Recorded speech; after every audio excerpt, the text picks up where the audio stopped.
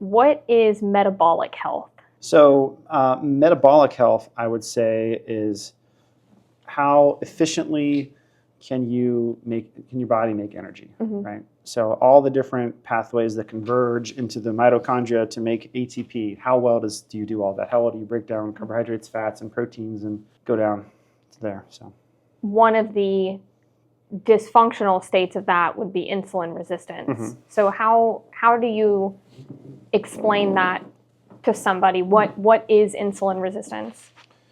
Yeah, I think it's just one of many steps leading to more overt disease, right? So prediabetes and type 2 diabetes, and where there's a pathologic state of hyperglycemia, too high blood sugar. But the first step, not talking about type 1 autoimmune issues, but more the classic type 2, is that over time your postprandial insulin levels begin to rise too much. The cells get desensitized, you need more insulin for the glucose to enter the cells. And then that postprandial higher levels start becoming higher fasting insulin levels. So now you're in a state where your insulin is high all the time. And what that eventually leads to is then eventually it's no longer going to be able to overcome the resistance and the receptor in the cell. So now the glucose is going to stay in the circulation, and now you have the prediabetes and type 2 diabetes on from that. So it's just a very early warning sign of metabolic derangement. Yeah. It's one of the biggest things that I feel like I keep discovering as I dive deeper into learning more about biology and certain disease states is it's almost always a spectrum, right? These diseases a lot of times like aren't a light switch on or off, and metabolic health, like other areas of health, is like that. And so insulin resistance is kind of one step in that spectrum. Now, insulin resistance tied with the condition PCOS, polycystic ovarian syndrome. So what is that? What is PCOS? Yeah, so the formal diagnostic criteria of PCOS hinges on a couple of things, right? Yes, there is getting the ultrasound that shows cysts in the ovaries that's telling you that there's inadequate ovulation, so you're getting a lot of these follicles left behind that are unable to fully develop. That's part of it, part of the process, right? But the other things are elevated levels of androgens, whether it's DHEA or testosterone, and then clinical evidence that androgens are high. So male pattern, hair growth, hair loss, those sorts of things are kind of pathognomonic for PCOS. It is a little bit complicated, though, because I think some people want to just say all PCOS is insulin resistance, which a lot of it is, right? A lot of it is tied to metabolic health, but not all of it. And there's some more complicated hormonal signaling things that can go on, but it's probably beyond this discussion. But yes, you could think of PCOS as, in general, most cases are going to have some form of insulin resistance with them. Well, I think, and I could be wrong, so correct me if I'm wrong, but I think insulin resistance, it's connected with PCOS, but it can be an upstream or a downstream problem. And you can have people with PCOS that haven't developed that downstream consequence because it was something more of like how they were born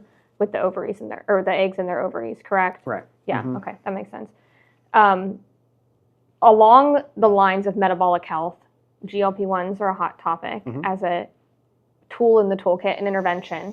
How do you walk someone through the decision to use or not use a GLP-1 agonist like semaglutide or tirzepatide? I guess a couple of factors. So how severe their disease is. So is it someone that just has a little bit of excess belly fat, and again, there's a lot of other things that we can work on there, or is it someone that's like, oh my gosh, this person has a strong family history of heart disease and diabetes, they're hypertensive, they're morbidly obese, we got to kind of do everything we can here. And that's probably one of the strongest things in the armamentarium right now is GLP and GIP and soon to be more iterations of those types of therapies. But so that would be a more enthusiastic recommendation versus, let's maybe do some other strategies before going to that, right? Because I think what a lot of people get concerned about is that, you started me on a GLP, now I don't want to be on it forever, I want to come off of it. But I hear all these stories about rebound weight gain after I stop, which does happen. I mean, you do get a rebound. The hunger comes back sometimes with a vengeance, and so you have to take all those things into account. That it's not going to be a panacea for everyone that's a little bit overweight. Yeah, that makes sense.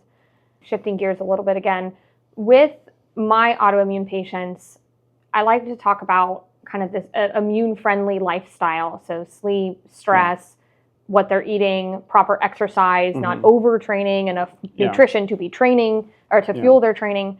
What else could I add to this conversation for patients struggling with autoinflammation, autoimmunity, that maybe I'm not considering. Yeah, and there's a lot of really good books out there on this. Like the Tiger Protocol, for instance, is all about different things to do for these types of situations. But a lot of the messaging is exactly the same, right? Mm-hmm. It's all the things that you mentioned when it comes to diet and lifestyle and sleep that are very important that oftentimes get overlooked. Oftentimes there's a lot of underlying gut issues that can potentially be a source of ongoing intestinal permeability and autoimmune disease and what's called molecular mimicry, where things are kind of getting through the intestinal barrier and the body is reacting to those, and then, oh, it kind of looks like your thyroid gland a little bit, so let's go attack that too. And that's usually with gluten for people who have autoimmune thyroid, right? And there are other certain food items, food antigens that are also cross-reactive with thyroid, but that's a big one. Yeah, but it can be.